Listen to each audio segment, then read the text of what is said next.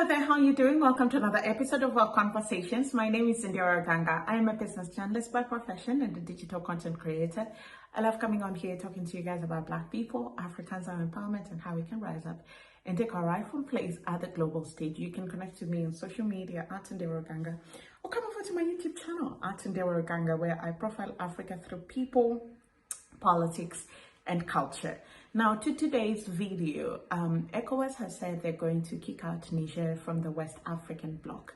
I'm not going to keep this video long. I want to take a different approach from it. My question that I want to pose to you and pose in this video is, who really is in charge of ECOWAS? And whose interest does ECOWAS serve? Okay, because ECOWAS is a bloc that is meant to serve the needs of West African countries, that is meant to unite West African countries. There should be a place where all West African countries come. Where there's a problem, it's solved amicably and unanimously within the ECOWAS region.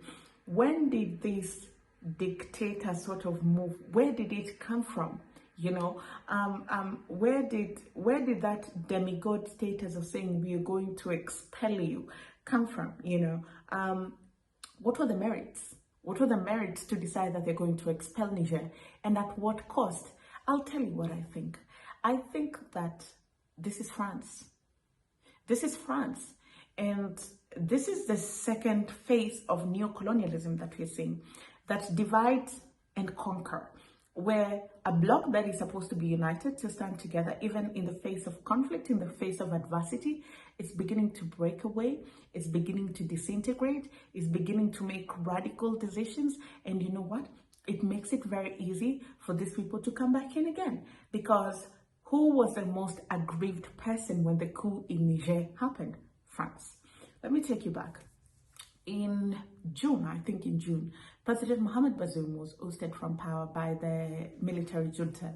And some of the things that they accused him of was misappropriation of power and just corruption. The government was not doing great. The country is not doing great. It's one of the poorest countries, one of the least developed countries in the world. Despite the fact that this country is rich in natural resources, it supplies France with nearly 20% of uranium, yet 80% of Niger does not have electricity. They depend on aid. They're at risk of hunger.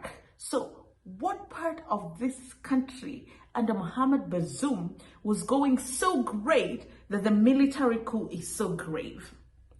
Let me pose that question again. What part of President Mohamed Bazoum's leadership and governance was going so great that the military taking over power is so grave? Mark you, I am not excusing military regimes. They are not the best. History has proven us time and time again that military regimes are not necessarily a good thing. There's a reason why we have constitutional bodies, and it's because of oversight. You know, I'll give you a practical example. When Donald Trump was elected in power, I was following those elections very keenly, and people were crying, and it looked like there's this wave of hopelessness. And they interviewed a young boy. He was 17 years old, I think. And they asked him, "You don't look very sad." And he said, I am heartbroken that he's in office, but I don't trust the man. I trust the office. To mean that, and America might have its own challenges, but the system is built in that there are checks and balances. And sometimes when military regimes come in, that is not there. But then again, in all honesty, even with democratic governments that we have elected, they find their way around systems that are meant to protect people. And that's why Niger is a country that is rich in natural resources, yet is poor. That is why a country like Niger can go to the elections thinking that they're electing a leader, yet they're putting in place somebody who France wants, somebody who's doing the dirty work for France. You know, the largest drone base by America is in Niger. What benefit do they have? France had, I think, 1,500 boots on ground in Niger.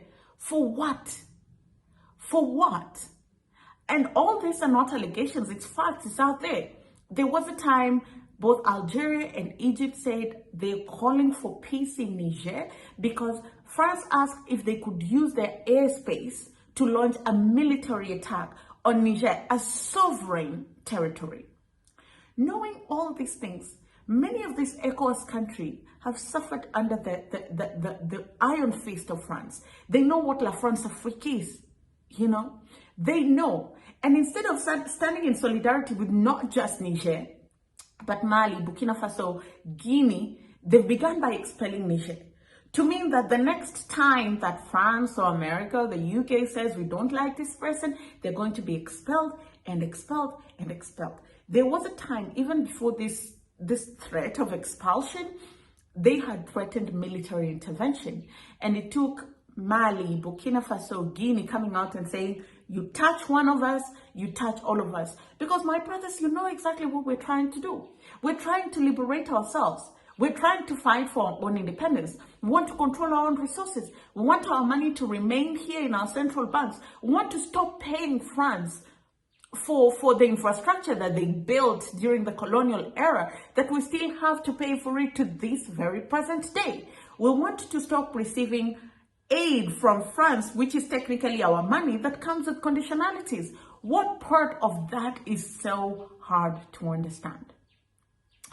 It's such a pity, because all these Africans are just being hypocritical. All these countries that are now taking a high horse to oust Niger out of ECOWAS are very hypocritical. Let's take a look at Nigeria, for example. President Bola Ahmed Tinubu, the nature in which he was elected. Nigerian elections were allegedly stolen. They were shambolic. They were chaotic, to say the least. Nigeria now more than ever is very divided. They have a leader who's been in office for nearly 6 months, and he hasn't garnered half of the country's support. So, please tell me, what gives you the moral compass to judge Niger?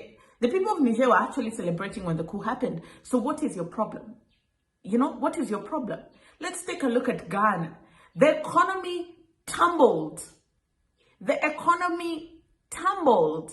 I lived there. When I say it tumbled, it tumbled. The price of toilet paper doubled. Do you know what it means for the price of toilet paper to double? Your country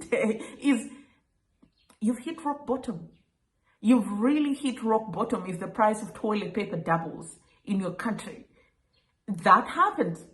People gave him grace.